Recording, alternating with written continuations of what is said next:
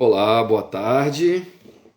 Dando início à nossa habitual live de segunda de lives pragmáticas. Só fazendo uma horinha aí enquanto o pessoal vai entrando nessa nossa live de hoje, de um tema. Oi, Geniel, bem-vinda.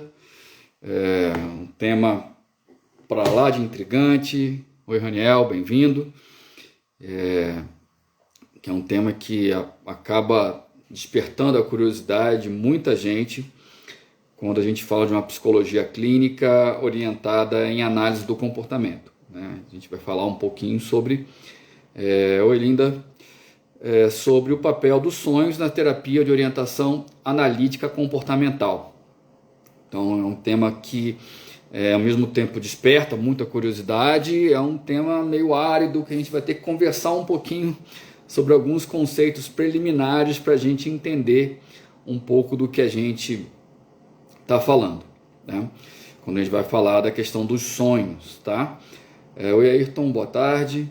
Então, enquanto vai entrando aí mais gente, só deixando o recado, eu tive um problema com a live da semana passada. Oi, Hellenberg. O Instagram não me deixou compartilhar, não sei o que houve, e aí eu vou gravar um vídeo e vou postar no YouTube, vou tentar colocar como Reels também depois, sem ser pela live, falando do tema da semana passada, que também foi um tema bem legal, que é da autorrevelação. Novamente,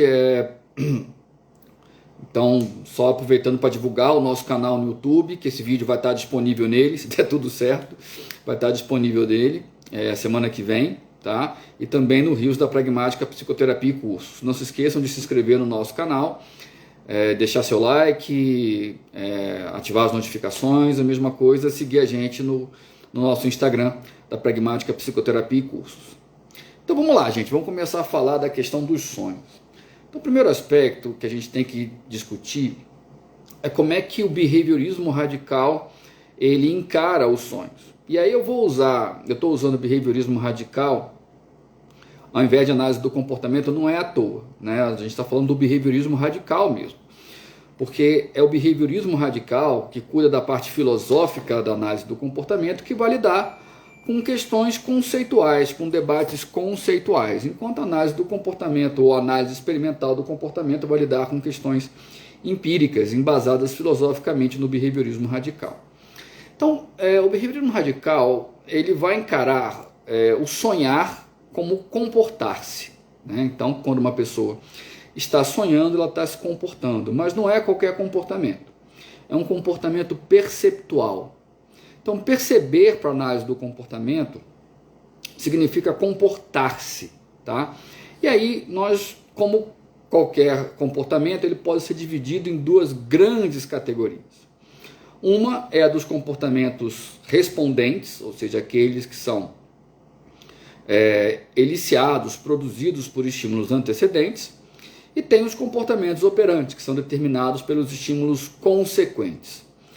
Então, da mesma maneira que nós somos condicionados por emparelhamento de estímulos a perceber de determinada maneira, quando a gente sente, sei lá, um perfume de uma ex-namorada, por exemplo, a gente de fato a vê naquele momento. Então acontece uma espécie de emparelhamento aí de estímulos que estaria evocando, né, uma percepção, um comportamento de perceber essa ex-namorada, mesmo na sua ausência.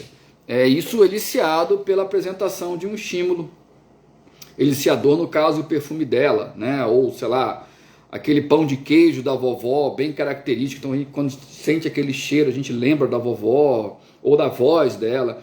Nós estamos falando mais da percepção determinada por estímulos antecedentes, em que a gente reage ao mundo. Só que existe uma parte da percepção que ela é operante, né, que é um comportamento determinado pelas suas consequências.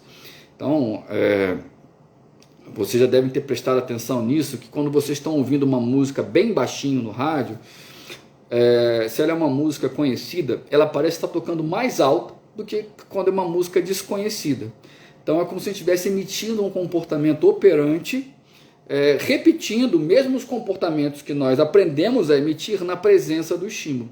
Então, quando a gente aprende a ouvir uma música, a gente escuta uma música várias vezes, de certa maneira a gente está aprendendo a percebê-la. A gente emite comportamentos, obviamente isso tudo é sem autoconhecimento, então a gente emite um conjunto de comportamentos na medida que está ouvindo uma música repetidas vezes. E quando essa música está bem baixinha, a gente vai emitir os mesmos comportamentos.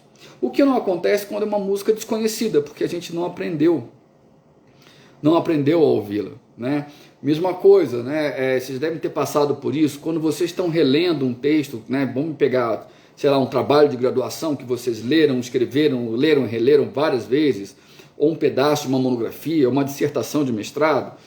É interessante que quando vocês vão lendo aquilo ali, mesmo que você faça uma revisão, é possível que passem erros, porque você já leu aquilo ali tantas vezes que você já vai completando, de certa maneira, as lacunas. Então você esqueceu de colocar um S, você esqueceu de colocar um R, ou até pulou uma palavra. Eu faço muito isso. Você pula uma palavra, mas quando você lê em voz alta, você já complementa essa palavra como se ela estivesse ali no texto. Tá? Então, é só para dizer que essa percepção, ela é um comportamento ativo, não meramente passivo, né? Então a gente aprende a se comportar perante os estímulos do ambiente, e a gente chama isso pelo rótulo de percepção, tá? Então, indo além disso, a gente consegue também imaginar, né? Todos nós temos essa capacidade de imaginar. Então, se eu falar para vocês assim, imagine o primeiro beijo de vocês, é muito provável que vocês consigam imaginar o primeiro beijo, ou como é que foi a prova que vocês fizeram lá para tirar a carteira, tirar a habilitação, por exemplo, para quem tirou a habilitação, ou como é que foi seu primeiro atendimento. É possível que vocês consigam imaginar, ou, por exemplo, vocês estão lá numa aula bem chata e vocês se imaginam na praia, então você imagina a areia branca, né, aquele marzão verde lá, azul, as ondas quebrando. Então a gente consegue imaginar. Por que a gente consegue imaginar? Novamente, porque perceber é um comportamento ativo. A gente vai simplesmente emitir parte dos comportamentos que a gente emitia quando a gente estava diante de um estímulo. Então, quando a gente estava na praia, a gente aprendeu a ver a praia.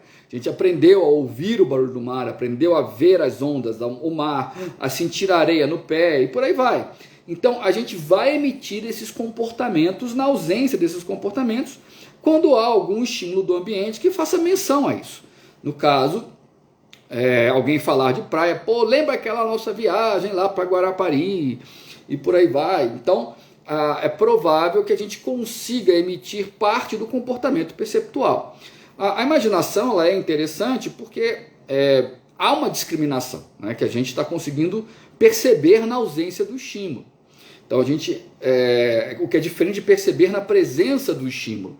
Então, quando eu estou na praia, a gente diz que a percepção é na presença do estímulo, né? O Skinner fala muito de ver na presença da coisa vista. Ao passo que a imaginação, por exemplo, é um ver na ausência da coisa vista, né? Então, exatamente, Kohlenberg, exatamente disso que eu estou falando, né? Então, quando a gente tem algum estímulo do ambiente,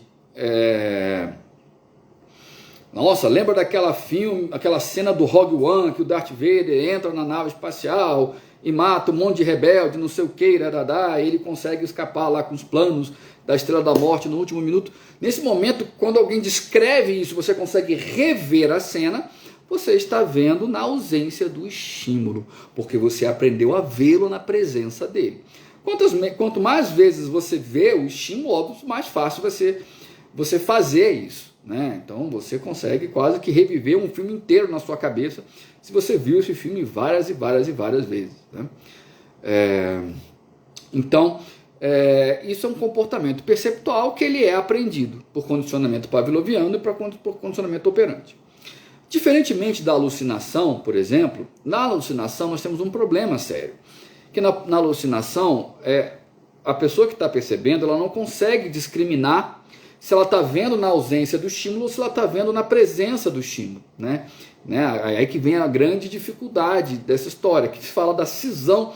A cisão com a realidade, na realidade, é uma perda discriminativa, em que quem está se comportando não está conseguindo mais discriminar, que está vendo na presença da coisa vista ou na ausência da coisa vista. Tem uma cena muito marcante daquele filme Uma Mente Brilhante, que o personagem lá do Russell Crowe, ele vira lá está bem mais idoso, ele começa a lidar melhor com a esquizofrenia dele, aparece lá uma pessoa para convidá-lo para um prêmio, lá para uma lauda, para uma premiação, e aí ele solicita uma aluna dele para perguntar, essa pessoa realmente está aqui? Né? Então, porque ele entra na dúvida se ele está percebendo na presença do estímulo ou na ausência de estímulo. Alguns remédios psicotrópicos ele tem esse potencial sim de também produzir essa perda na discriminação entre se você está respondendo ao estímulo na presença dele ou se você está respondendo ao estímulo na ausência dele. Bem, eu acho que vocês já não são bobos, já descobriram onde é que eu quero chegar. O sonho, ele é um comportamento perceptual. Então, para o behaviorismo radical, o sonho é um comportamento perceptual. Da mesma maneira do ver, ouvir, cheirar na presença do estímulo, como ver, ouvir, cheirar, ou seja, perceber na ausência do estímulo. Tá? Então, o sonho, ele também é um comportamento perceptual como outro qualquer. Porém, ele vai entrar na categoria, é óbvio, né, gente, de perceber na ausência do estímulo. Né? Então, a gente vai ouvir uma coisa que não está lá. A gente vai ver uma coisa que não está lá. A gente está dormindo. Tá? Então, esse é o primeiro aspecto que a gente tem que entender do sonho. Então, para o behaviorismo radical, sonhar é comportar-se, é um comportamento perceptual e é um comportamento perceptual que ocorre na ausência do estímulo. Quem quiser entender mais sobre isso, né, que a live é sempre meio rápida e tal, mas lê de uma maneira mais retida, então Skinner fala sobre isso muito bem no capítulo de eventos privados do Ciência e Comportamento Humano. Então, eu recomendo fortemente a leitura desse texto do Skinner. Ler o Skinner no original não é uma leitura lá muito palatável, mas enfim, vai ajudar vocês bastante a compreender essa questão dos eventos privados. Só antes de avançar para o sonho, só relembrando, os eventos privados, né, eles não são diferentes dos eventos públicos pela sua natureza. Né? Eles são diferentes apenas em termos da acessibilidade. Ou seja, os eventos públicos eles podem ser percebidos por duas ou mais pessoas ao mesmo tempo. Ao passo que o evento privado não. Ele só pode ser percebido por uma pessoa. Né? Aquela pessoa ali naquele momento está se comportando. Então, obviamente, o perceber, isso é bem interessante. Né? Por mais que a gente possa perceber um evento público, a percepção ela é privada. Né? Então, né, se a gente pegar, sei lá, essa minha xícara aqui, né, certamente ela é um estímulo público porque ele é passível de ser percebido por mais pessoas ao mesmo tempo. Todo mundo que está assistindo a live está vendo essa xícara. Todavia, vocês podem notar que vocês estão vendo essa xícara de um ângulo diferente do meu. Então essa percepção, de certa maneira, ela sempre é subjetiva. E essa xícara, ela pode iniciar respostas emocionais em vocês a partir do histórico de vocês que é diferente da minha. Então a percepção, por mais que seja de um estímulo público, ela sempre é, de certa maneira, privada, privativa. Né? Então, os eventos privados são justamente aqueles em qual só quem se comporta que tem acesso aí aos estímulos que estão acontecendo. Então a minha dor de cabeça, por exemplo, ela é um estímulo privado. Aí ele é diferente até da xícara, porque a xícara, ainda que vocês vejam da perspectiva de vocês, ela é pública. A minha dor de cabeça ela é totalmente privada. E é importante, né? Isso aí vai ser motivo de outras lives. Eu vejo muito análise do comportamento falando isso, que eu vou falar agora, que é uma grande bobagem. Né? Que dizer que o relato verbal é um modo de acessar o evento privado. Não, senhor. Né? O relato verbal é um comportamento operante como outro qualquer, que está sob o controle das suas próprias consequências. Né? Ele pode corresponder ao evento privado, mas não necessariamente. Então, não é bem verdade você falar que o relato verbal é uma forma de acessar eventos privados. Tá? Isso aí é outro pano para manga, e a gente pode falar sobre isso em outra live. Mas continuando. Então, o evento público ele é acessível por duas ou mais pessoas, o evento privado ele é acessível apenas por quem se comporta. Mas eles não são diferentes do ponto de vista da sua natureza. Então Skinner vai dizer que a dor de dente dele é tão física quanto a máquina de escrever. Né? Atualizando, é tão física quanto esse celular que eu estou aqui conversando com vocês. Então, voltando, o sonho ele é um comportamento privado, ele é um comportamento perceptual na ausência do estímulo. E para piorar, o sonho ele ainda tem outra questão que é relevante. Porque como você está dormindo, parte controle social, em geral aversivo, que é responsável por estabelecer narrativas lógicas, encadeadas, com começo, meio e fim, com uma cronologia, ou que respeita certos valores morais, esse tipo de controle que é aprendido na nossa inserção com a cultura, né? A própria língua, né? A própria sintaxe de uma frase, né? Que tem um começo, meio e fim, tem um sujeito, um predicado, isso é aprendido culturalmente, né? E aí no sonho esse tipo de controle ele é enfraquecido. E aí isso vai ajudar a gente a entender por que nós sonhamos coisas malucas, como, sei lá, poder voar, né? Ou cair de um precipício e sair voando, e aí de repente de uma hora para outra aparecer pelado dando uma palestra, ou, né, tendo relações sexuais, sei lá, com um irmão, com um pai, com mãe. Então esses sonhos são recorrentes, né?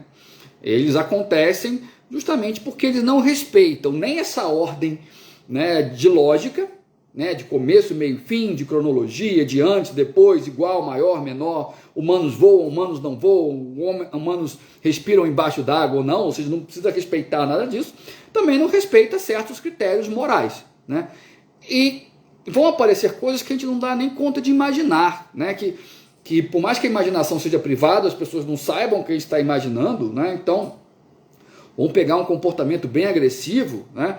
Então, digamos que você, sei lá, se você tem um chefe que ele faz assédio moral, né? Você, por exemplo, teria vontade de ser bem agressivo com esse chefe, mas você não consegue se imaginar matando esse chefe, né? Enfiando uma adaga no seu pescoço. Você não consegue imaginar isso. Mas sonhando, essa trava culturalmente imposta, moral, ela é esvanecida. E aí sim, você consegue sonhar decapitando o seu chefe e coisa do gênero, certo? Então, e aí isso traz toda uma peculiaridade do sonho. É óbvio que maus psicanalistas, ou seja, psicanalistas mequetrefes, né, descompromissados, eles vão acreditar numa interpretação do sonho linear, do tipo, sonhou com cobra, é isso, sei lá, sonhou com a mãe, é aquilo, sonhou que voa, significa tal coisa, sonhou que está caindo, é porque não sei o quê. Esse tipo de interpretação do sonho é uma interpretação tacanha, superficial, simplista. Nenhum bom psicanalista faria isso. Eu estou falando de psicanalistas, é óbvio, porque são eles que são reconhecidos pela interpretação dos sonhos, né? Bons psicanalistas, Skinner até vai falar, vão fazer análises funcionais. É óbvio que eles não vão usar essa terminologia, né? Mas provavelmente eles vão tentar ouvir o sonho, o relato do sonho dos seus analisandos e tentar encaixar no seu modelo de análise a partir das outras informações que eles coletaram daquele caso. Com a gente não vai ser tão diferente assim. Ou seja, o primeiro ponto de partida de qualquer intervenção analítico-comportamental é a coleta de dados para que a gente faça as análises funcionais. Então nós vamos identificar, só falando, tem rios sobre análises funcionais no nosso Instagram, ela também está lá no nosso canal do YouTube, então vocês podem assistir, vale muito a pena vocês assistirem sobre análises funcionais, tanto as lineares quanto as não lineares. Tá? Então dê uma visitadinha lá no nosso canal do YouTube, Pragmática, Psicoterapia e Cursos, ou dê uma passeada pelos nossos rios que vai estar lá esse vídeo sobre análises funcionais, recomendo fortemente. Voltando aqui, então o primeiro ponto, você fazer uma análise funcional, você identificar os comportamentos-alvo dos seus terapeutizandos e, quando você identifica, você verificar como esses comportamentos se relacionam com o ambiente, quais são seus estímulos, quais são os estímulos do ambiente que os mantém, os enfraquece e por aí vai. E aí, quando o seu terapeutizando te relata um sonho, você vai ter que ser meio simbólico mesmo, né? A gente vai ter que sair daquele raciocínio literal. Não é porque a gente é analista do comportamento e que a gente tem um vínculo grande com o concreto, com a concretude, que a gente não vai poder falar em termos simbólicos, né? Então tem uma história bem interessante, quando Skinner estava discutindo lá com seus colegas de faculdade, onde ele dava aula, sobre as ideias dele de comportamento verbal, ele foi inquirido por um colega dele falando assim, a sua interpretação analítico comportamental do comportamento verbal sempre vai ser simplista, sempre vai ser superficial. Por exemplo, interprete essa minha frase: o escorpião negro não subirá em cima da mesa. E desafiou Skinner a interpretar essa fala dele. E Skinner, ele fez a interpretação dele dizendo, olha, ele está querendo dizer simplesmente que uma abordagem científica, pragmática do comportamento verbal nunca vai ter espaço nas ciências, né? Então, foi a interpretação simbólica que o Skinner fez.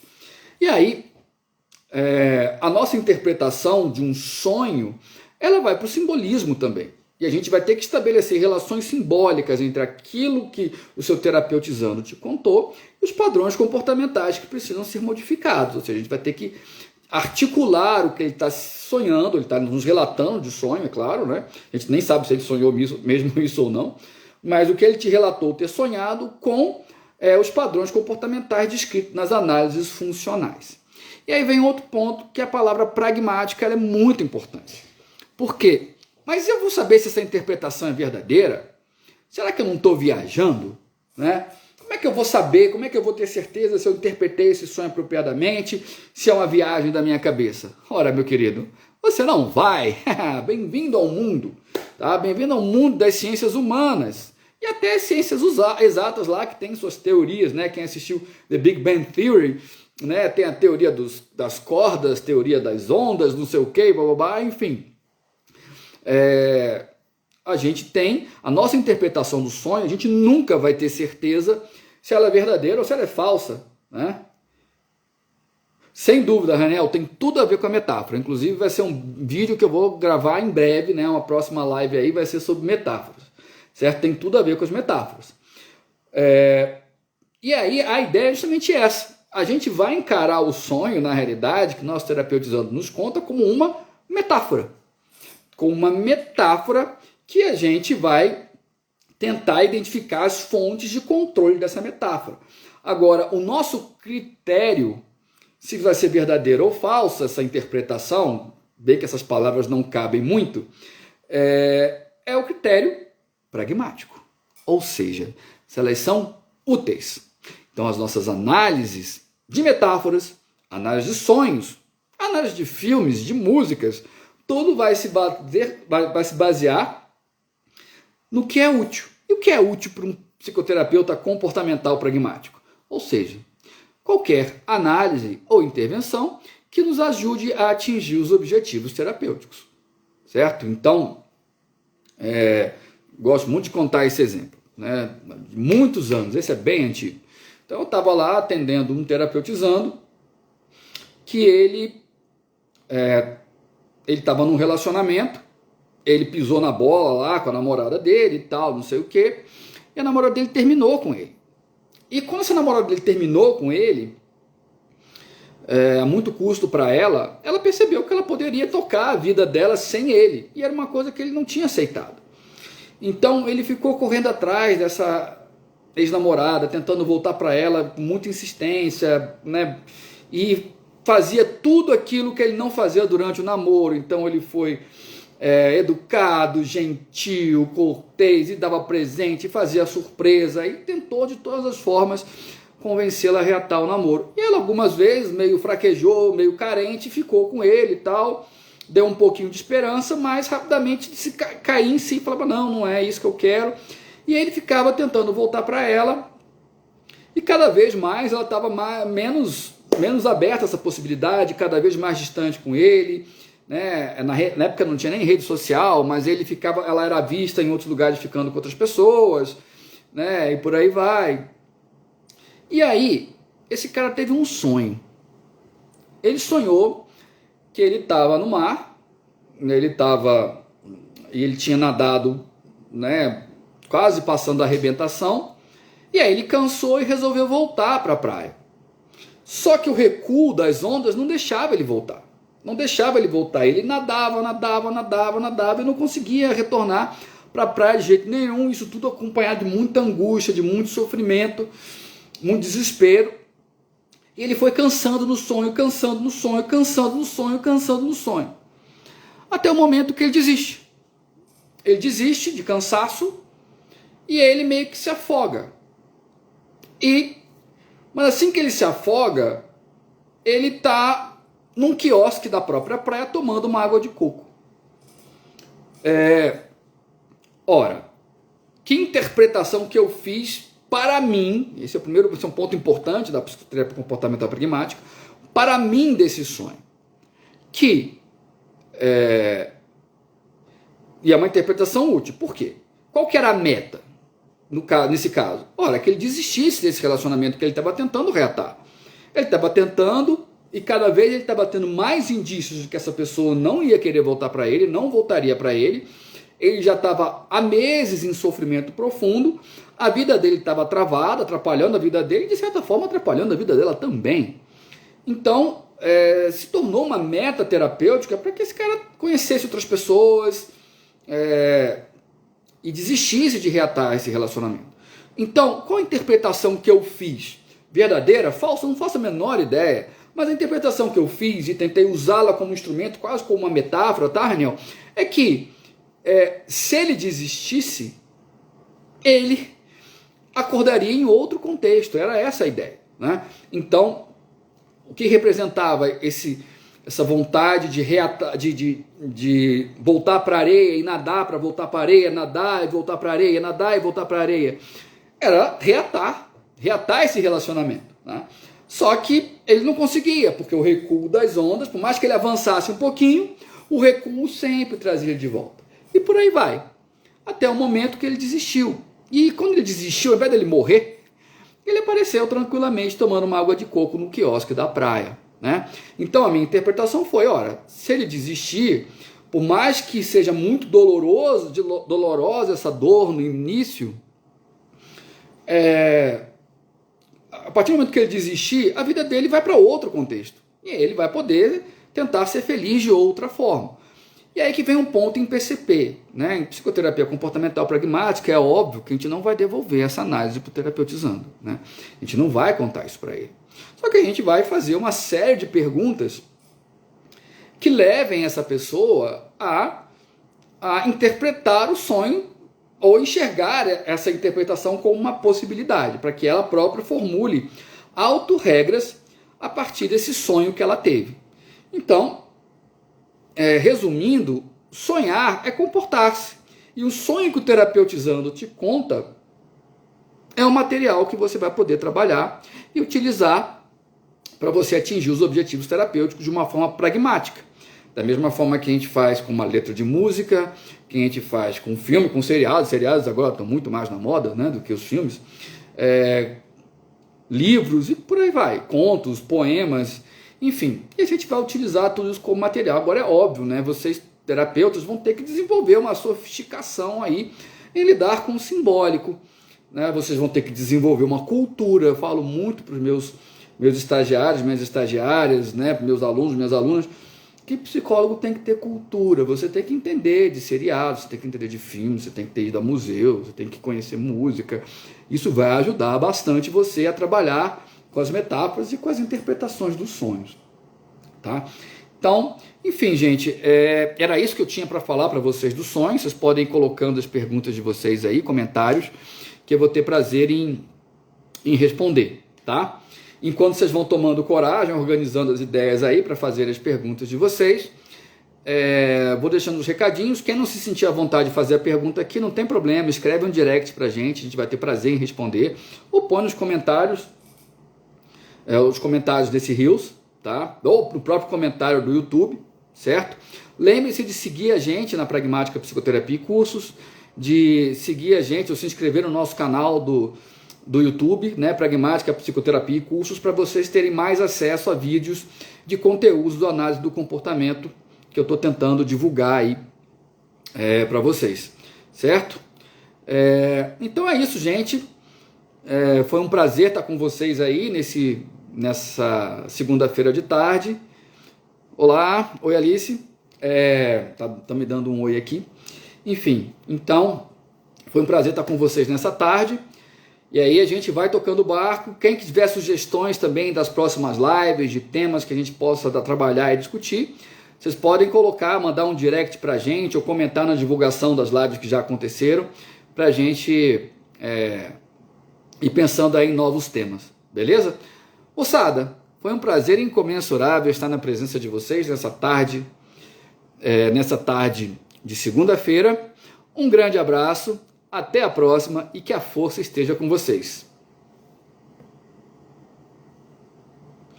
Aqui, só aos 45 do segundo tempo, a Thalita colocou: boa tarde, é possível junto ao terapeuta usando transcrever o sonho e comentar? Sem dúvida, não tem problema nenhum, né? Eu não gosto de escrever, né? Mas